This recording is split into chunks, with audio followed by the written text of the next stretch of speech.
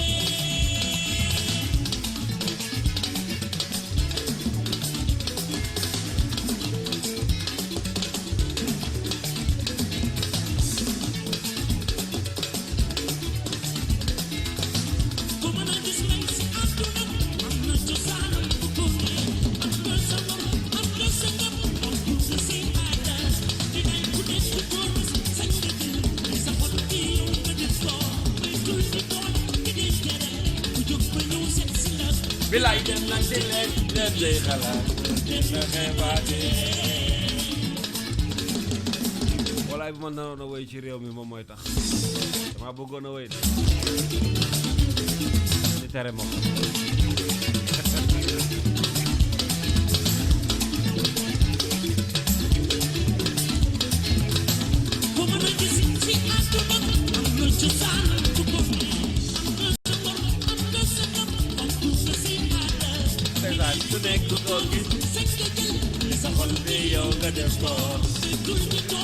J'aimerais également dire merci à tous ces amis très nombreux très nombreux yi nga xam ne ñi ngi ma doon yónnee ay message diggante barki démb ak démb ci anniversaire bi mais Pape Doudou lenn rek moo ma ci gën a neex te mu nekk mbégte bu rëy nag ci man ci woote yeeg message yi sama benn yaay boo xam ne woo na ma téléphone doon ma ñaanal te mu nekkoon mbégte bu rëy ci man mu soxna Abi Ndour daf ma woo ba noppi ne ma yaay booyee ngi nii toog maman soxna Ndour ndeysaan voilà jox ma maman soxna mu ñaanal ma ci bésu anniversaire bi mu nekkoon lu rëy ci man wax dëgg yàlla démb ci àjjuma ji ginnaaw bi ma wax Abi moom sama xarit la mais bon dafa waxtaan ak man ba noppi nag ne ma yaay Seyna boo ngi nii xaar ma jox la ko jox la maire bi donc waaw maire bi defal ma ay ñaan yoo xam ne am na solo lool ci man ma koy nuyu maman de passage et puis je remercie tous mes amis ainsi que toi avec ce joli message bi nga ma sànni réel wan keroog Kals waaw alors ce n'est pas pour rien du dara mais les gens qui nous écoutent ils savent keroog ñun ba ñu toogee suñu kër yi di dégg RFM ñu dégg gars yi di souhaiter sa anniversaire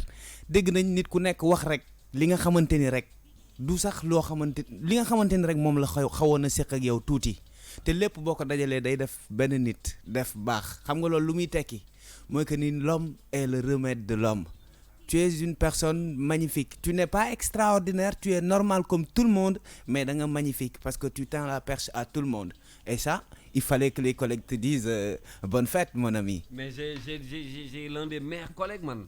mais yow. yow Oli bi. yow Kals macha allah ay ndaanaan rek. ñun la waa département Freedom. waaw am jàmm. ñun la waa département Liberté Freedom. mbaa xam ngeen ni samay xarit ngeen. bu baax a baax a baax. ndeysaan bu yeboo ngeen ñëw ñu ànd ñun ñëpp tey ci ngoon ndeysaan. mbaa xam ngeen ni samay xarit ngeen. non seulement il a beaucoup de talent Yoro Ndiaye xanaa ma jéem leen waaxu rek te wax leen ko ci pet ni Pape Doudou moom la tànn tey balaa ngeen di xam ni moom la. Alors on sera avec Yoro Ndiaye durant cette soirée bi nga xam ne moom lañ leen di proposer muy voyage musical bi ci parcours bi revisiter waat un peu répertoire bi am na ay titres yoo xam ne dencal nañ leen ko tey moom jeex na certainement vous avez compris Yoro Ndiaye bi ma ci tegee li nag ci ngeen di doo ko xam ni li ma leen di wax léegi ci Pape Doudou dëgg la. Mon ami m'a pris ma surprise. Tu me l'as volé. Alors Yoro qui est notre artiste du week-end, Pape Doudou, qui est cet artiste? Oh, une personne magnifique. Une personne qui a toujours voulu faire quelque chose dans sa vie que de regarder ses parents, ses mères, ses tantes, ses oncles ou ses petits frères ne pas être dans ce qu'ils doivent être. Sama papa menuisier la du ma tax a ñàkk jom sama yaay dafay góorgóorlu bés bu jot pour bu ñu ñëwee kër ga ñu mën di nekk ci jàmm ak salaam du ma tax a wàcce sama loxo man benn yoon même bu fekkee dama bëgg way dëkk Mbàkke juddoo Mbàkke Touba tax na ni yenn yu bëri mënuma koo def biir Mbàkke ndax Touba day dëkk bu sell te yu bëri méngoowul ak musique foofu noonu tax benn boy bu juddoo Mbàkke jógee Mbàkke benn ngoon dem ba biir Diourbel dëkkal boppam ci benn centre wala dugal boppam ci benn orchestre régional bu Diourbel si tout le monde s'en rappelle c'était en 1993 loolu yëpp nekk ci benn diir boo xamante ni mu ngi xew ci diggante Mbàkke ak Diourbel kenn ku ci nekk buy déglu musique wala bu ñu tasee ci biir dëkk bi événement culturel xew ñëpp taxaw Yoro nekk benn boy bu ndaw mais bu yegsee bu laalee tuuti ñëpp xam ni kii il a un avenir radieux. Amis auditeurs et auditrices de cette belle radio, nous sommes en Afrique de l'Ouest, au Sénégal, à Dakar, aux Almadies, en direct sur King FM 99.4. Kals va encore me donner de la musique et ensemble. Yoro loo ko wax kon woo ko kenn n'est-ce pas Pape Doudou. Exceptionnel Yoro Ndiaye. Mayoro aka gars yi gën ko xamee noonu fii nii fu nekk bu fekkee da nga dugg ci état civil am. mbokk yeeg xarit yi ñuy déglu nag ñu nañu àndaat rek ñun ñëpp te suñu jàpp caayan bu neex bii nga xamante ni ku ci nekk fa mu nekk instant yi moo xam ci biir néegam la moo xam entre amis dans les voitures partout on peut s'organiser pour ajouter King FM dans notre quotidien parce que c'est important. Wallahi. Important est une chose aussi que tout le monde devrait avoir le sens, surtout si on est majeur. Yoro a d'abord été avec papa, je l'ai dit tout à l'heure. Et à l'atelier de menuiserie, Yoro fa la daan góorgóorloo di régler ay toq sa ngalamam di jël ñaari fil ñetti fil takkale pour am guitare léeg-léeg nga sóob tuuti xaw yëkkati benn affaire teg jëkkati sa baat pour xool foo tollu. góorgóorlu ak bañ a bàyyi tax nit ki di góorgóorlu ba dugg biir Diourbel góorgóorlu ak bañ a bàyyi tax nit di góorgóorlu ba dugg capitale Dakar nga ñëw Dakar fekkoo fi yaay fekkoo fi papa mais da nga ñëw Dakar parce que da nga bëgg exceller dans la musique nga ñëw Dakar fas yéenee jël sa doole rek sàngoo ko ànd ak moom daan ko nekk ci yoon di dóor waar ba Club Med gis la on se rappelle tous de l'an de 1998 ci la ko Club Med récupéré engagé ko comme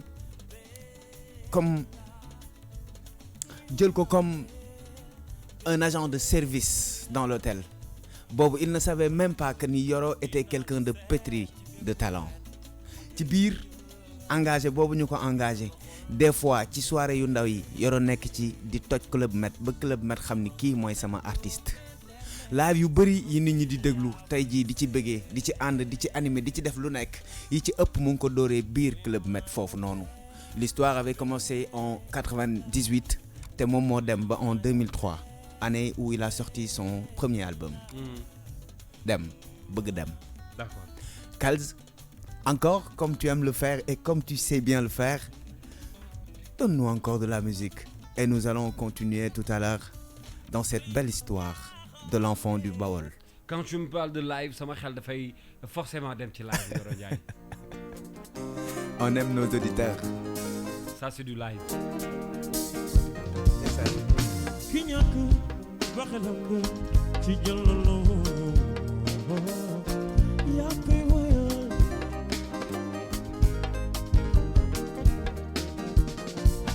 ki tumuranke baxalam nga ci dugg ci lu baaxul yaa koy woyal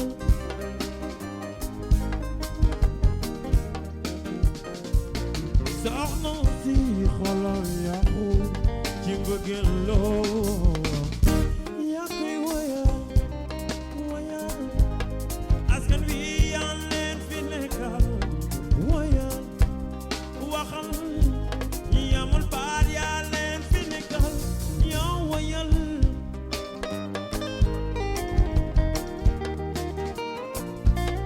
fi ñu tëj xañ ko liberté te doon ko waaw yaa koy woyal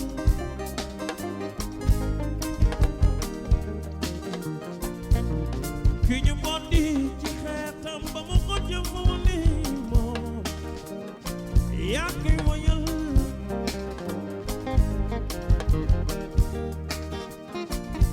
xale bu ndaw di pédophile yàqu àdduna yaa koy woyal woyal askan wi yaa leen fi nekkal woyal waxal ñi amul baat yaa leen fi nekkal yow woyal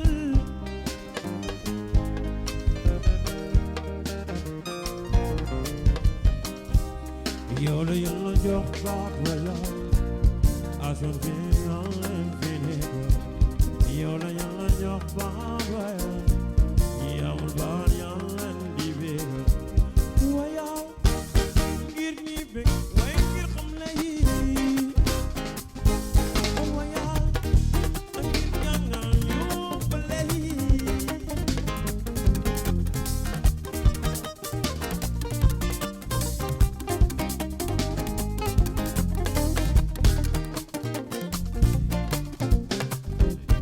ki nga xam ne su jaaxle yow de lay déglu yow lay bége woyal ko lu ko jariñ muy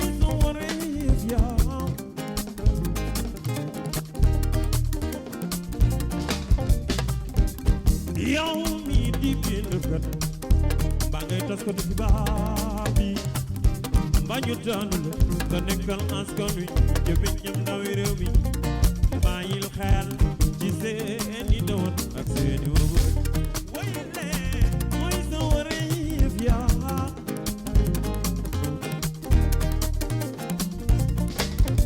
Ismaïla Alelo Umar Ombel Yusuf Mari seen yàgg nañu wayal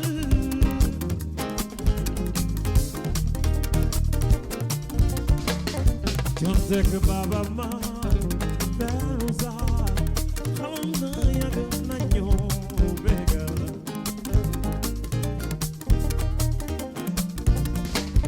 xar mbay ma jaaga mi ci ne ma bamba yaay daaro mbay ma jojo sodo ma ma faale waaw Sorano yàgg ngeen ñëw bégal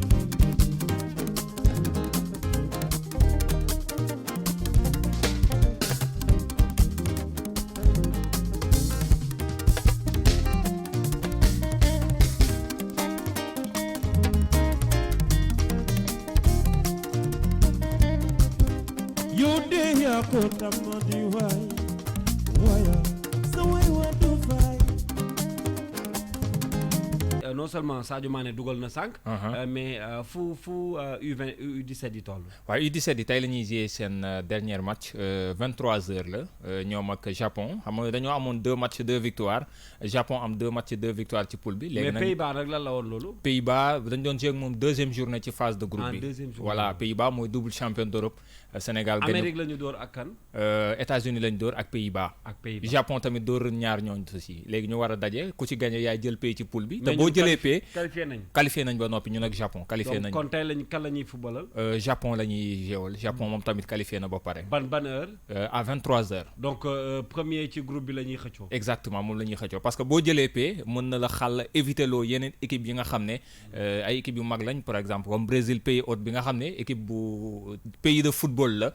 et de footballeur donc voilà donc c'est important ñu am ci victoire donc ñu leen di ñaanal. d'accord bu ñu génnee ci poule bi ñan lañ mën a dajal ci phase bi ci topp. ci phase bi ci topp waaw moom laa doon wax léegi il faut éviter les grosses pointures comme ay Brésil éventuellement le Nigeria bi nga xam ne c'est l'un des favoris ci compétition bi Brésil naturellement parce que moo organisé Nigeria c'est 5 fois champion du monde U17 donc ñoom tamit c'est à éviter. mais Papa Diakhaté. xale yi yaakaar naa ni mën nañoo jël coupe du monde bi de. c'est bien possible parce que footballu xale lu ne xañ na ci peut-être day am benn insouciance te booy yi ku leen seetaan xam ne qualité bu mag a mag ñu ngi ci ñoom mën nañu football et puis discipliné nañu la dernière fois bi ma koy wax seen entraîneur mooy koo xam ne il n'est jamais satisfait gis nga bi ñu gagné 4-1 bi ñu gagné 3-1 yëpp malgré bi yu bari il se dit encore que mën nañu def encore plus et puis am nañ génération boo xam ne mën na def ay résultats yu baax a baax waaye mën nañu espérer ñu dem en tout cas fu sore certainement demain Mamadou Ndiaye dina ci ñëw ci after stade tout à fait ci wàllu tàggat yaram bi suba mais ajuma bii di ñëw ñun incha allah dinañu ñëwaat ci pàcc bi nga xam ne moom la ñu jagleel tàggat yaram jërëjëf Pape Madiakhaté rendez-vous à 20h ou 19h30 dinañu tënkaat xibaar yi àndaat ak moom ci li nga xam ne moom moo des ci jotaay bi le voici un autre titre ci voyage musical bi nga xam ne ñun ñoo leen koy proposé Carlou D A New Day c'est un extrait ci album bi mu dippee woon A New Day ñu déglu la classe et puis ñu dellu soit. La musique s'apprécie et se respecte. Une situation géographique ne me poussera jamais dans la bassesse. Car je sais qui je suis, ce que je veux. Ma musique est la musique destinée aux impurs.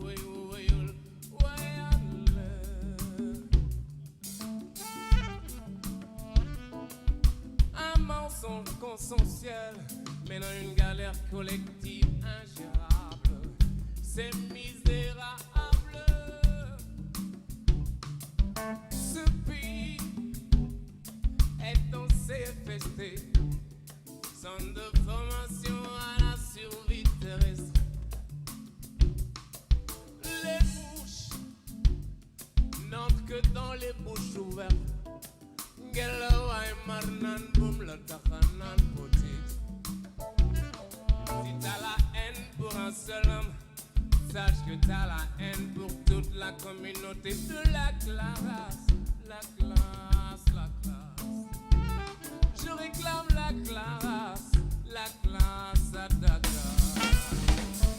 Sous le quai, tout côté des peines, man, jobade.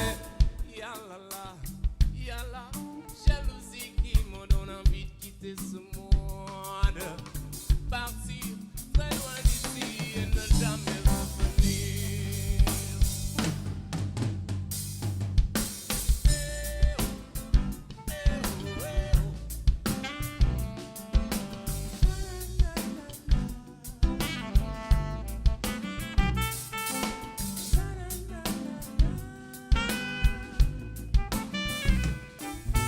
Through it like a lion, you don't have to defend it. You let it loose, it will gonna defend itself.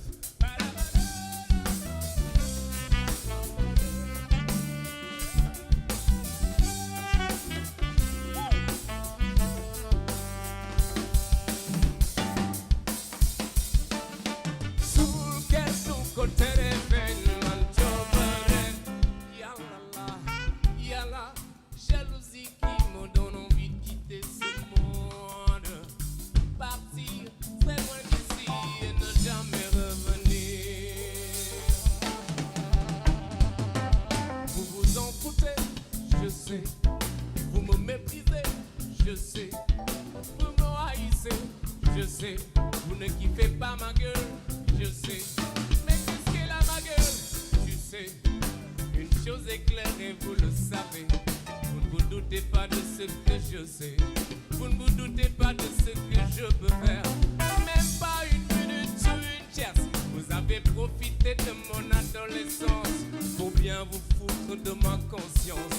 Encore profiter de votre expérience pour anticiper mon enterrement. Si je mens, je sais. Mais si je mens pas, toi tu sais. Tu sais que c'est fini pour toi il y a longtemps. C'est pour ça que tu joues les charlatans. Il paraît que t'essaies de me cacher le soleil, mais j'en ai tellement pris que je peux même en donner. De la classe, la classe, la classe. Sénégal, je réclame la classe ici à Dakar.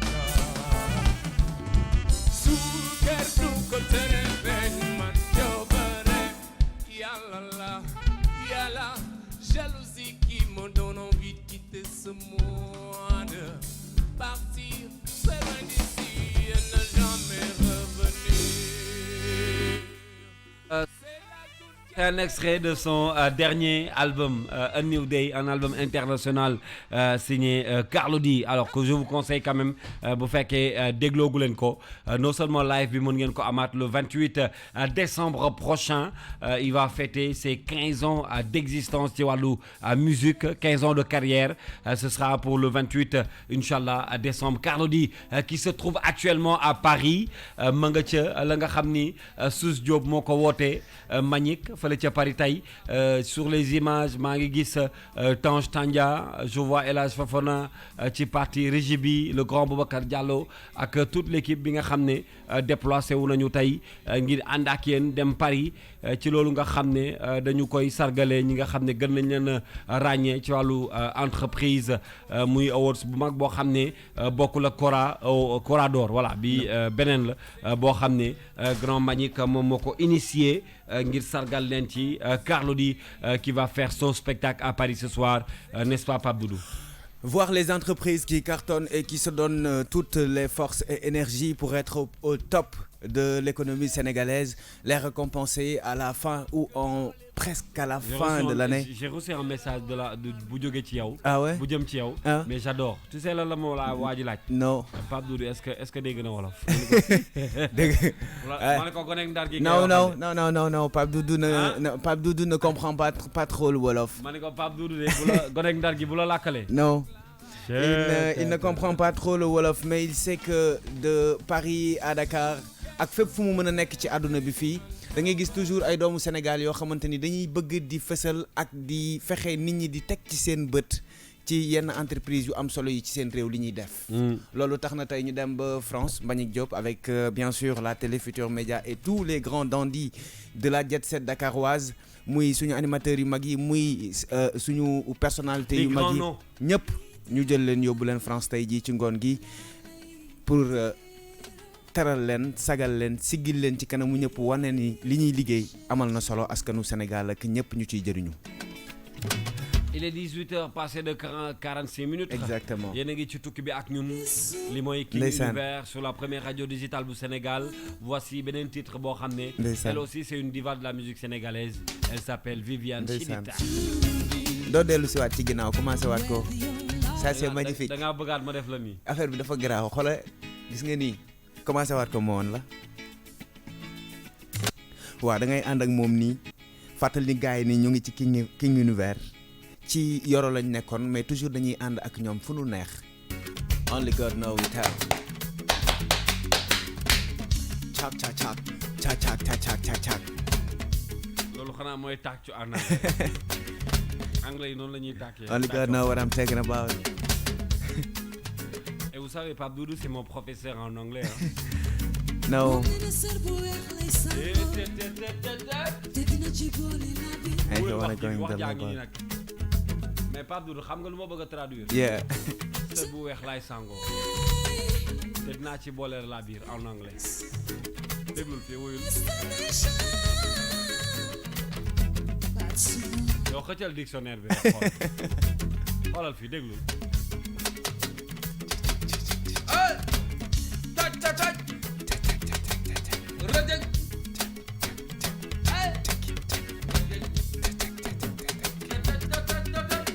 Ndeysaan. ate Pape Doudou déglu.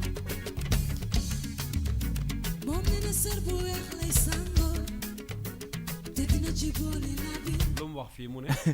He have a tell he will put in the serve white. sër bu waay. Yeah, serve white. But he wanna augment him some labor. Yeah. You know the labor? Yeah. The labor is you know wolof li muy wax and labor, you know? Labor. Yeah, anglais mu wax labor.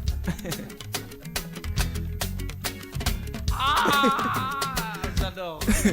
Back in true and I love to body go. Wallahi.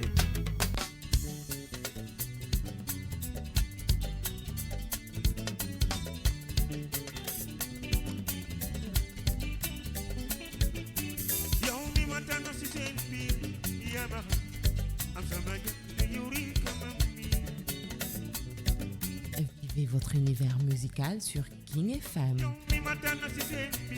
Univers King de 18h à 20h sur King FM.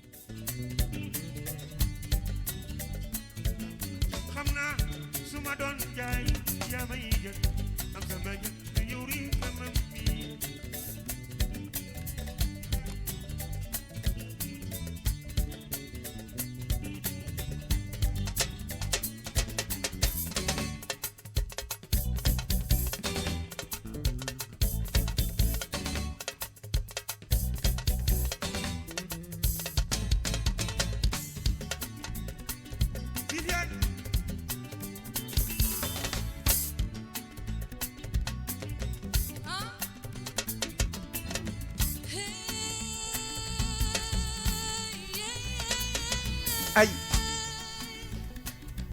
Ndeysaan. Cey. xam nga nag grand bi dafa doy waar. C'est magnifique. Sound bu nice a ngi nii.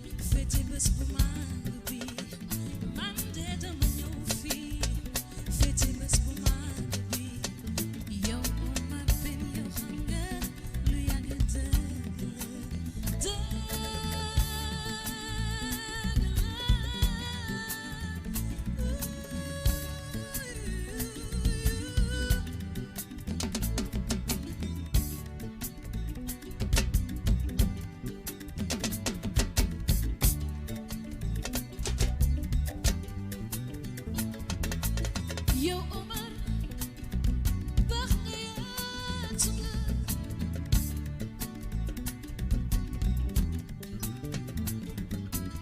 yow Omar baax nga yaatu nga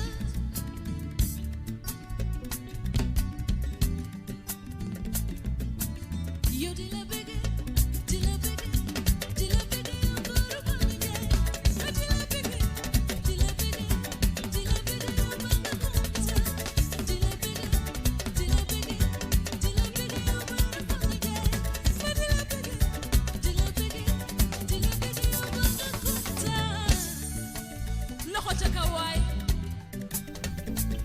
bilaay walaay Binet Badji di la bëggee ma ne c'est ça dama bëgg ñu àndandoo tey wayal kat way ku ñuy wayal woyal kat kat Omar sama mag yu baax ji waaw liti liti liti may rombeeku ay Binet Badji Omar fen mu lay woyal neex na lool ma belle na nga def fay ndeysaan ma ne gars yi dégguma dara gars yi mbasa mbasa waay kon wàccee leen ko ci suuf mbay sa waaw liti liti liti may rombeeku mbe ok mbasa mbasa en anglais c'est mbasa mbasa mbay sa mbasa mbasa ok neex na lool kaay non moi j'adore pas de amul waa ma ne xanaa da ngeen lekk lu bari na gën a kawe waay ci kaw liti liti liti may rombeeku mbe ànd ak jamono ñu lay tëggal neex na lool neex na lool yow ndeysaan Viviane, ay huh? Vivi déggal Viviane, moom la Viviane, xale déggal Viviane eh ana buuba moom nga bëgg moom nga miin moom la sa yaram la moom nga bëgg moom nga miin moom la sama yaram la moom nga bëgg moom nga miin moom la sama yaram la moom nga bëgg yow la miin yow la sama yaram la waaw waaw loxoy wax ji rëy loxoy loxoy yow laa bëgg yow laa miin yow la sama yaram laaj moom la Viviane I love you Pape Doudou ana madame Thiam I mean you Vivi déggal Viviane yak moom la Anit yow da cee bokk huh? Anit yow da cee bokk Yeah, if you try that set with the English of Magari, you have an ear. I like it yéen ñaar rek la yaa moom dongul la Wallaay. moom nga bëgg moom nga miin moom la sama yaram la moom nga bëgg moom nga miin moom la sama yaram la moom nga bëgg moom nga miin moom la sama yaram la Univers King de 18h à 20h sur ay moom ngeen topp di déglu boobu ak léegi sànq ba léegi nag Kalzeng leen di dugal fu nekk dugal na leen ak Papa Pen jaar ci sunu siste Viviane génn sànq ci ba ñuy débuté ak Youssou Ndour waaye terewu leen a fàtte benn yoon ni ñun ak Yoro Ndiaye ñoo ànd depuis 18h et l'histoire s'était arrêtée en 2003 mais je voudrais rappeler à tous et à toutes que 2000 ci la Yoro créé groupe am tuddee ko yoon wi 2000 ci la Yoro fekk mu ngi nekk biir Club Med di fa dóor ba 2003 mais biir 2000 ba 2001 2002 si diggante boobu la ñu jàpp clipam bi nga xamante ni ak wayam boobu nga xamante ni moo dóor ñëpp ci town bi ñu koy fàttaliku bu baax. Kalzi, tu te rappelles de xarit àndandoo yomb na am xarit jafe na waaye c'est pas pour chanter mais c'est juste pour descendre. Alors c'était pour vous dire que clip bi nii way bi nii ngeen dégg léegi Kalz Baxenu ça a fait le tour du monde yëngal fu nekk ba Youssou Ndour mu jaral ko moom ci wàllu boppam mu jël ci collaboration am ak Ndiaga Ndour ñu jël Yoro di ko jox les premières parties des spectacles de Youssou Ndour au Cosaan et ci level boobu noonu Yoro nekk fii di gérer soundam ak musique am dans la dans la modernité tout comme dans les choses traditionnelles ci fànn boo dem boo ci àndee ak Yoro mu gunge la en musique moo xam ci sunu wàll la ñun lu ñu moom wala nga jël ko mélanger ko ak li tubaab bi andi boo ko boolee mu jox la tradi. Vivez votre univers musical sur album la boo xam ne mi ngi ko signé ak benn maison de disque internationale bu ñuy woowee Universal Music. Alors sur ce titre également nii rek laa leen di bëggalee damaa pareegul ak yéen dafa am koo xam ne non seulement dama koo bëggal ci Pape Diouf ba ci yàgg mu gis ni mën naa gën a bëgg voilà ma ne ko léegi bàyyil ma defal la nii sama mbokki bambara la écoute ça.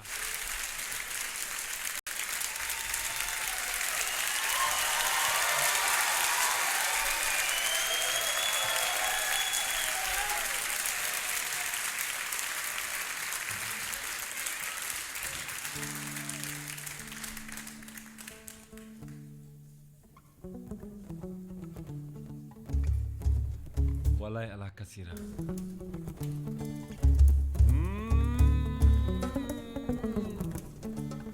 Coulibaly. Si madu umugena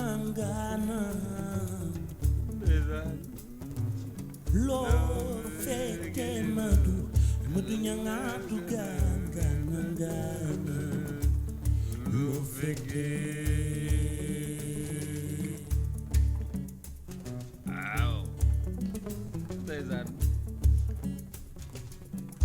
umari amuginangana ngani lan lo feke madu nyangatu ganga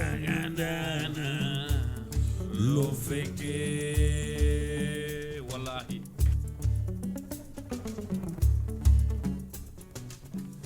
ñu jël ci li fi woon dekkali ko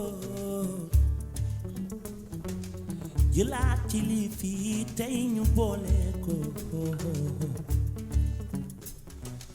mujj su ëllëgee si biir yu gën a neex ñu bokk ko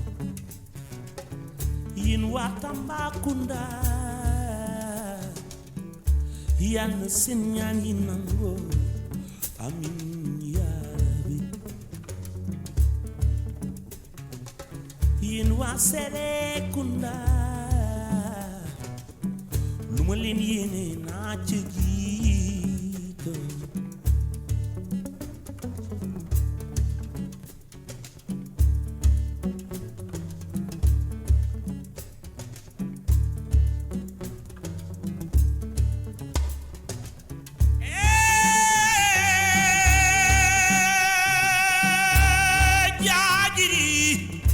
la ilallah yow déggoo lii de la ilaha illallah est-ce que xam nga ni ci lii laa jàngee yoo ah non je suis très sérieux Sérieux? ci lii laa jàngee yoo déglu lii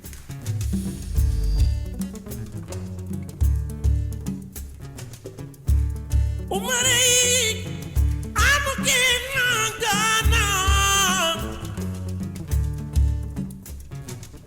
lo fete amadu nyangatu ganga nangana lo fete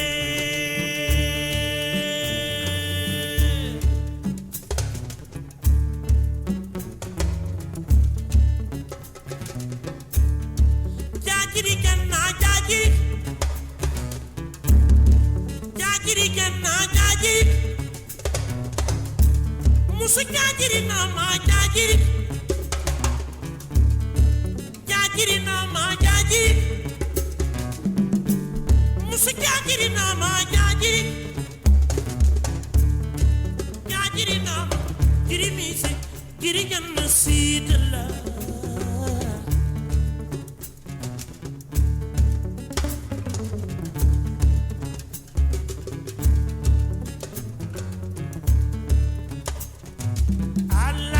Sida Kidumana Dumbi Sanela Nole Alakasira Sida Kedumana Kumbe Sandela Nole Alakasida Kidumana Dumbe Dumei Sanela Dole Ala Kasira Sira Kedumana Kumbe Kumbe Sandela Dole Alak Akasio Kidumana Dumbe Dumei Sanela Dole Ala Kasira Sira Kedumana Kumbe Kumbe Sandela Dole Ala Ala Kasi acca di la ci bégal bu baax Coulibaly qui est à l'écoute également ci déglu bi merci beaucoup de nous rester quand même très fidèles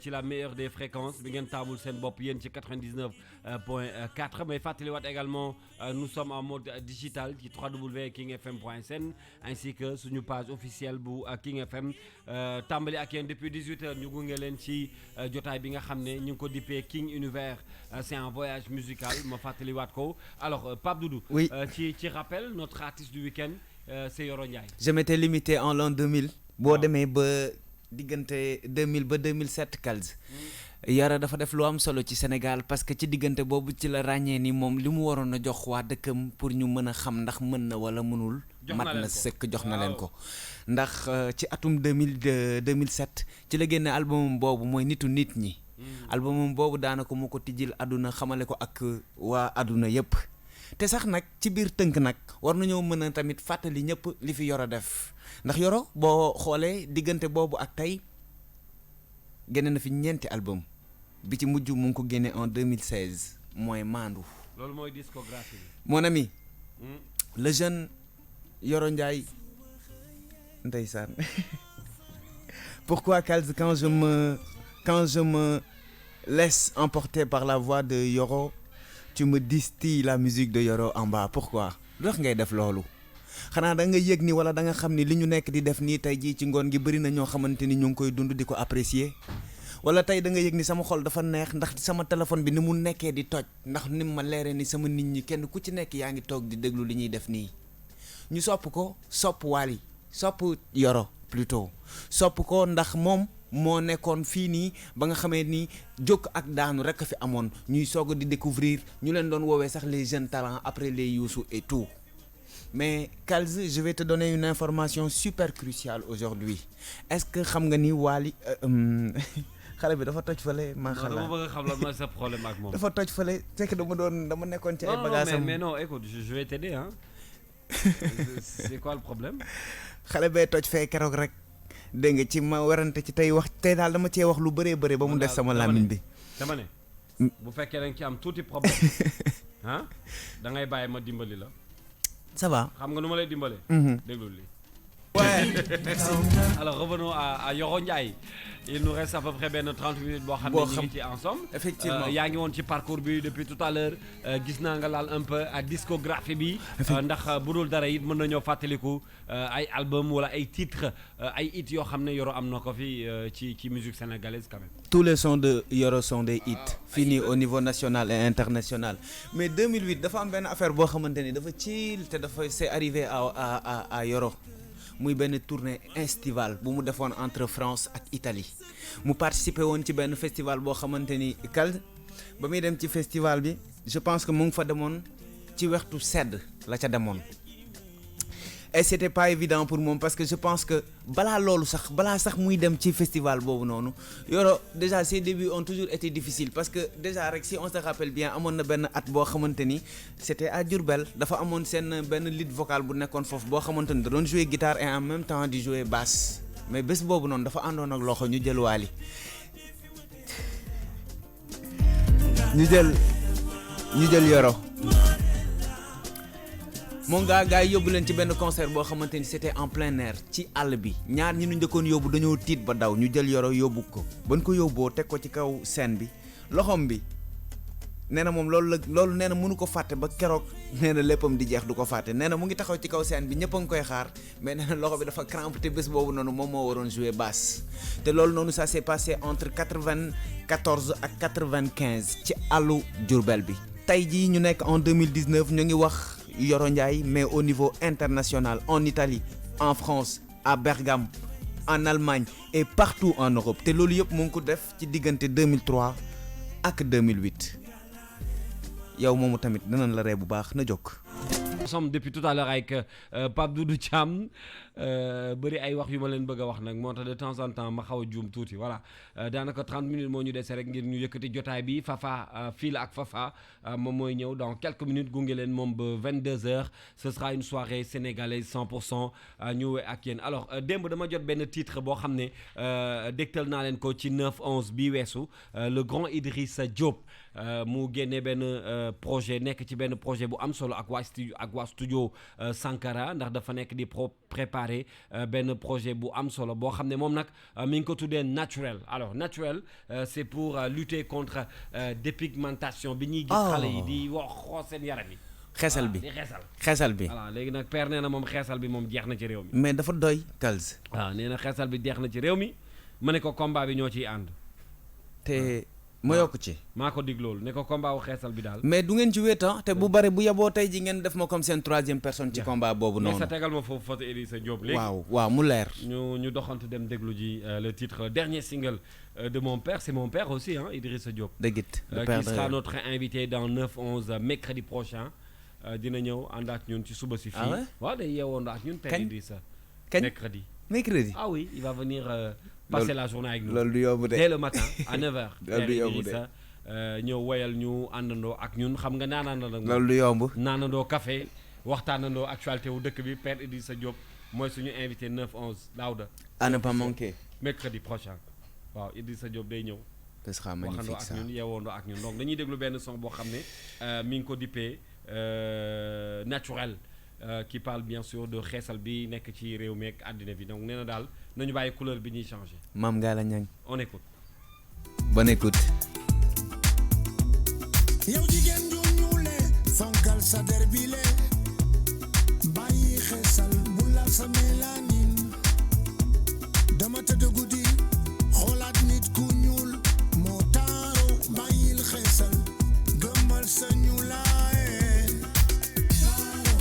taaro yéen der bu ñuul a rafet kaar yéen a rafet kaar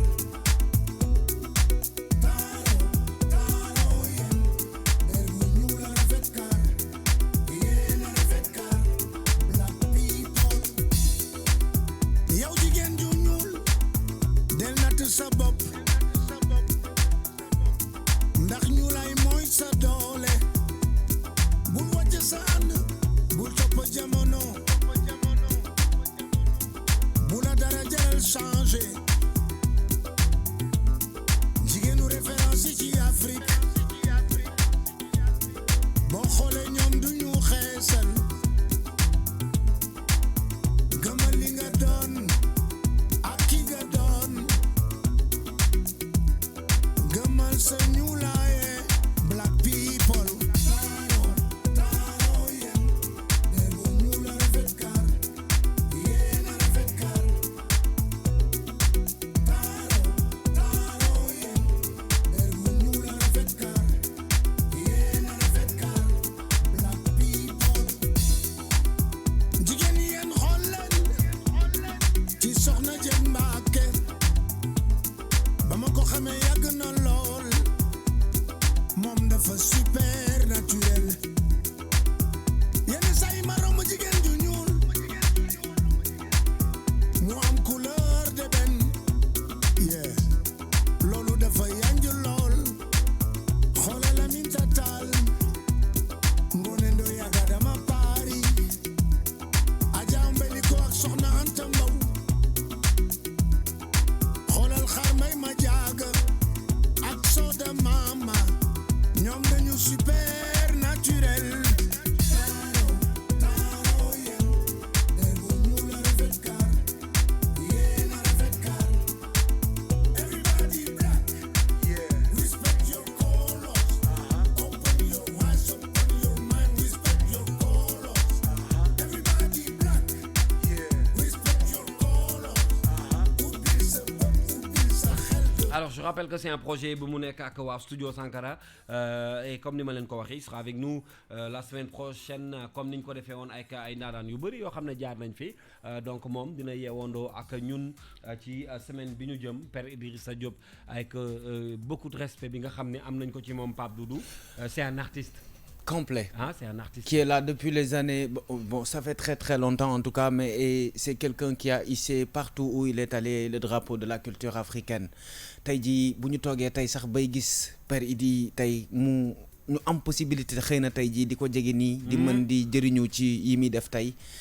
aduna bu dox la waaye ku xam Père Idi xam ni déedéet Père Idi sa Diop waaw ci réew mi non ndaanaan la de non buñ ko en fait ci musique kii fii ci Sénégal dafa mel ni nga ni un ancien président xam nga li ma la wax est-ce que ku ci def lim ciy def statut bi mu am moo rëy exactement on a beaucoup de respect pour lui na gudd fan te di wéy di ñu bégal nii te dinañ ko xaar avec beaucoup de plaisir inchallah mercredi ci 9/11 waaw loolu et puis ñu waxtaan bu am solo Idrissa et puis projet bi nga xam ne ci la nekk effectivement ak ce titre naturel bi mu génnee may fàttaliwaat ni que dafa am lu muy lutter loo xam ne day delloo valeurs yi nga xam ne sénégalaise wala africaine yi am nañ ko effectivement xeex bi yëpp loolu la effectivement on se delloo ñu ci valeurs yi mais ñu ngi fàttaliku DJ Awadi récemment il y a même pas 3 ans génne woon na fi benn album boo xamante ni c'était ça c'était non seulement dénoncer ce que vivaient président d'Afrique c'était l'album non voilà maa ngi doon douter ndax moom la wala non je te jure et puis xam nga en fait ñun on a besoin de ces porteurs de voix parce que ñoom la nit ñi di dégg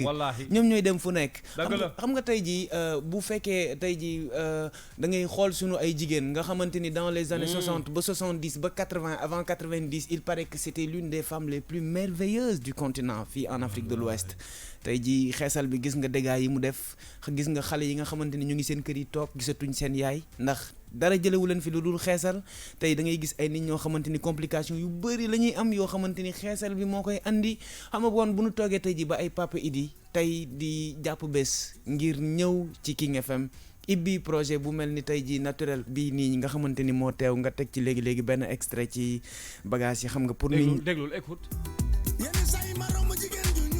ndeysaan mu am couleur de benn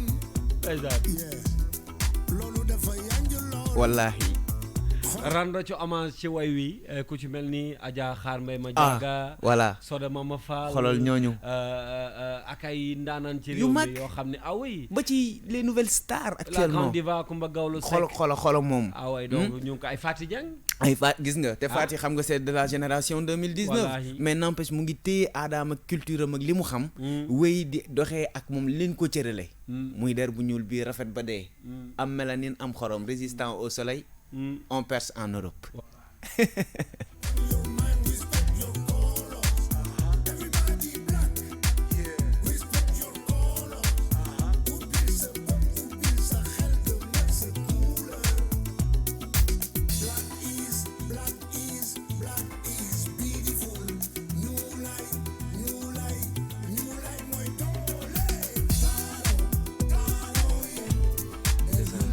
alors naka noonu Père Ballago également dama leen di annoncer rek li nga xam ne moom la ñu war a def ci semaine bi ñu jëm Thione Seck aussi Thione Seck lundi prochain lay yeewoo ak ñun dégg nga xam nga man Kalz dama nga may baal information ngay joxe ni mais da ngeen war a bàyyi seen yi ngeen di def yéen waa groupe Futurs Médias Thione Seck moom lundi lay yeewoo ak ñun nee na ma boy foog ma ñëw ñu 9/11 maa la wax lii voilà ma ni ko ñu ngi lay xaar xoolal moom tamit papa voilà donc Thione Seck nee na moom day ñëw 9/11 ak ñun et puis prochain album bi nga xam ne boobu ak léegi ñu ngi ci mën na ma ko lool te xam naa ne bu ñëwee moom woy bi ñuy nar a ubbee maak moom ngal sama xarit yi nga xam ne waa génération Futurs Médias merci beaucoup Amadou Gueye Kër Massar jot nañu message bi di la nuyu bu baax a baax moom it très fidèle di ñu déglu te di ñu bàyyi xel ci la première radio digitale bu Sénégal naka noonu Aziz bu rue 8 depuis Médina merci également ci déglu bi sans oublier ñi nga xam ne dañu fidèle lool di gunge la première radio digitale bu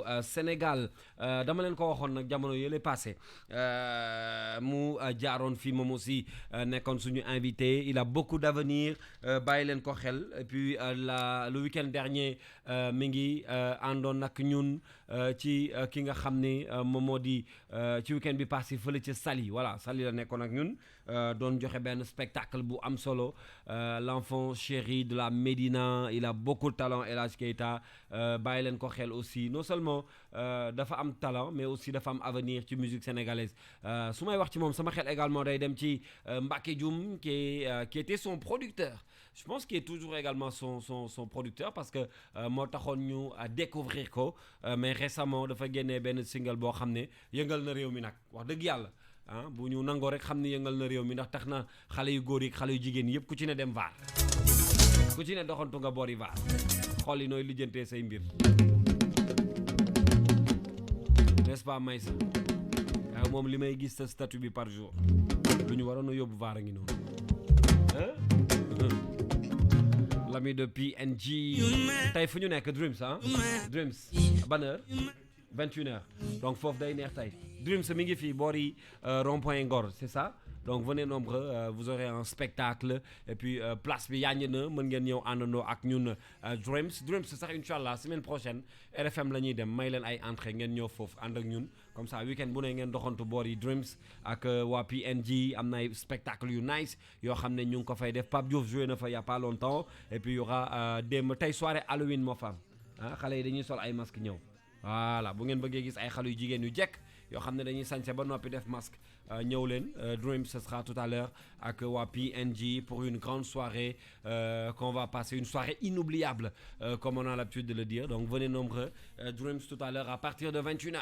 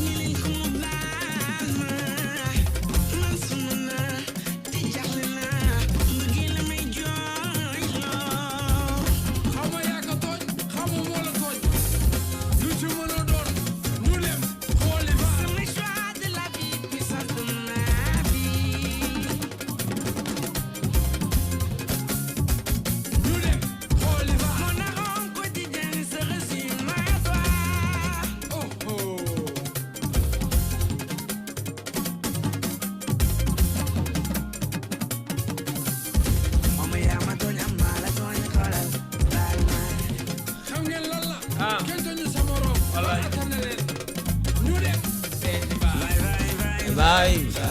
Ndeysaan.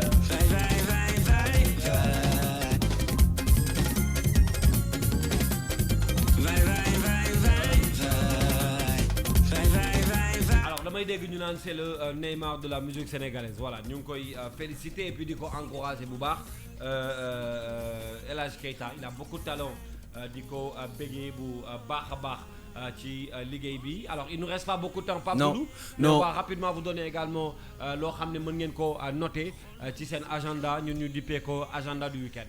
avant que ñu siy dugg sax Kals dama bëggoon wax ñëpp ñu doon déglu rek que ni l'histoire de Yoro est tellement immense dafa ngande ba nga xamante ni xëy na li doon xaj ci cin bi yëpp da mënuñ ko woon a sóor ci biir.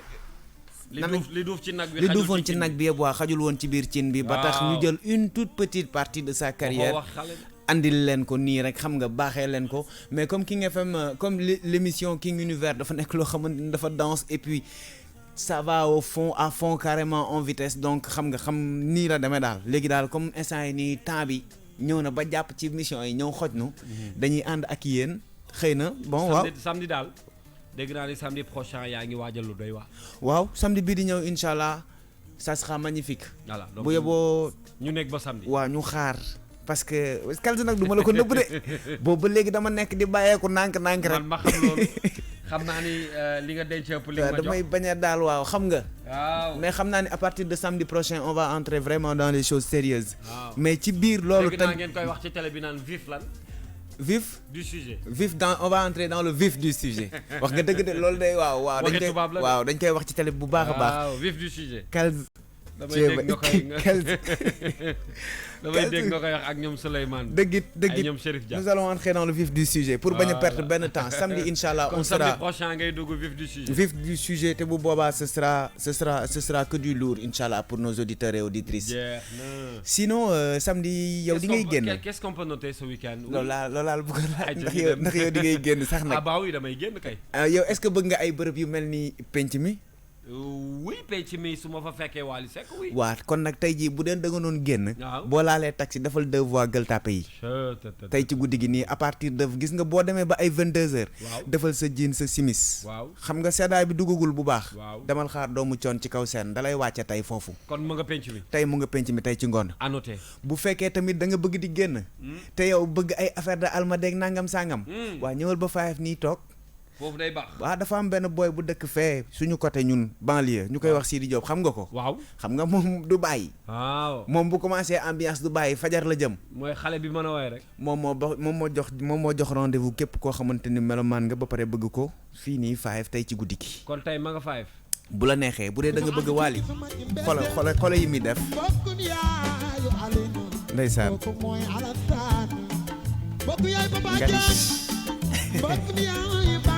ndeysaan kooku nag kii nii moom moo jëm 5 tey ci guddi gi incha allah donc bu fekkee tey ji vous aimez Sidi Diop et tout ce qu'il fait venez nous rejoindre ici au 5 Club ce sera à partir de 23h.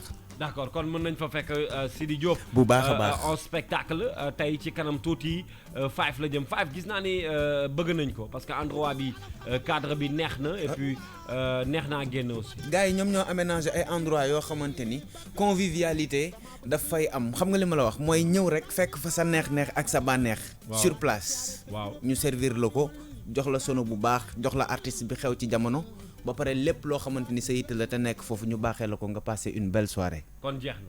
dafa leen loolu tey ci ngoon biir 5 fa la Sidi Diop di tëgg. jeex na. bu ma jógee foofu nag grand. waaw su ma neexee tamit xamal la beneen gain. acca boo xamante ni c'est le Rufisquois. waaw borom rasta yi Maam Góor Jazaka.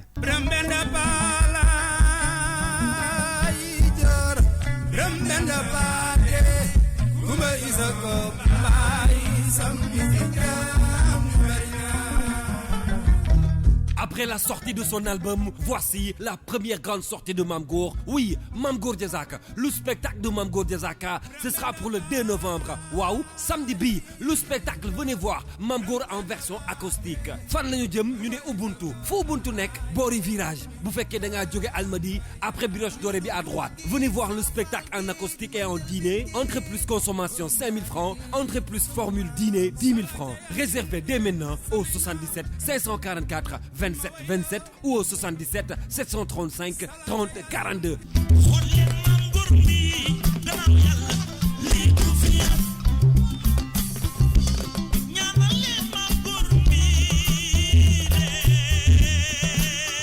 Ubuntu cadre bu neex bouse spéciale décor bi xoolal ni mu jekkee affaire de grand la venez voir le spectacle de Mame Gor Diazaka biir Ubuntu ce samedi à partir de 23h la version acoustique venez découvrir l'album Nangu Dogal de Mame Gor Diazaka en spectacle ce samedi à partir de 23h. album baa ngi noonu génn na te moom la ñu fas yéene jël rek xolli ko décortiquer ko tasal ko képp koo xamante ni rek melomaan nga wala fan su Mame Gor Diazaka nga tey ci guddi bu la kenn wax demal Ubuntu ndax du yomb. kon jeex na donc rendez-vous ce soir avec Mame Gor Ce en soir, acoustique. en acoustique. Voilà. Et Kals, Oui. nous avons des jumeaux chez nous Waaw. qui aiment vraiment la musique. Les enfants terribles. waaw franchement quoi man sama ñaari gars yooyu noonu man booy yooyu noonu man. dégg naa benn boy bi xaw ma lu mu doon def temps yi ba gaañ loxo bi jàkk am na lu mu def ci loxo bi temps yi c'est des amis à Maïssa. waaw bu fekkee loxo bi daf ci amoon lu mu def nag na ngeen jàpp ni mu ngi tane tey. te teewul boy bi mi ngi soirée ah. waaw tey jii si ngoon tey ji la wala ji sax ji la voilà c'est ji ji. waaw c'est ji ah gis nga doo leen xàmme parce que ñoom ñaar a ngi noonu daal. c'est eux qui cassent la baraque dans la capitale. lañ boy yooyu. alors tey ci guddi soirée Halloween moo am. voilà soirée tiitalante. xuuxalante. Maysa à l'entrée. waa xam nga Maysa nag. mooy taxaw ci porte bi. xaw ma boo gisee benn boy bu jantal nii rek door ko bu. maa la wax lii waaw boy 2.0 bi. boy yi nga xamante ne Maysa ngi noonu mooy boy yi ngeen di wër daal. voilà waaw ñi nga xamante ni fépp lay benn leere. lunette bu ndaw rek dugal Maysa ngi noonu taxaw. Il sera avec les jumeaux PNJ. Où ça? Ce sera où encore? Dites-moi. Dreams. Ah, c'est un endroit bu bees. Ah, c'est un nouveau cadre. Donc voilà, c'est un nouveau cadre, donc venez découvrir. def leen loolu tey ci ngoon. neex na te baax na. neex na baax na et puis Kals encore une fois c'est à souligner gis nga lu mu jamono di metti suñu artistes yaa ngi fi ils font tout leur possible pour mën di produire. pour que seen fans yi di bañ di wéet. te loolu tey jii mooy seen njëriñ moom la ñuy xaar ci ñoom. donc mbokk yi bu fekkee tey ci guddi gi nooy na ci yéen génn leen bëggal seen xol yi wàcce stress yi xam nga génn mu naturel sañse ba rafet dem bëggal xol yi en attendant. waaw waaw en attendant def leen loolu. waaw te aussi bàyyi xel bu baax a baax ci projet wu Père Idrissa Diop boobu noonu nga xamante ni mu ngi xeex tout ce qui va à l'encontre de tout ce qui combat la dépigmentation yooyu yëpp ñu bàyyi ci xel xam nga waaw jaayante ko. bu baax a baax. ma gaa di nag mon ami est là Fafa. léegi ñu ngi laajte réew maa ngi nii toog. ñun nag. Kals xale bi réew mi di xaar. yegsi na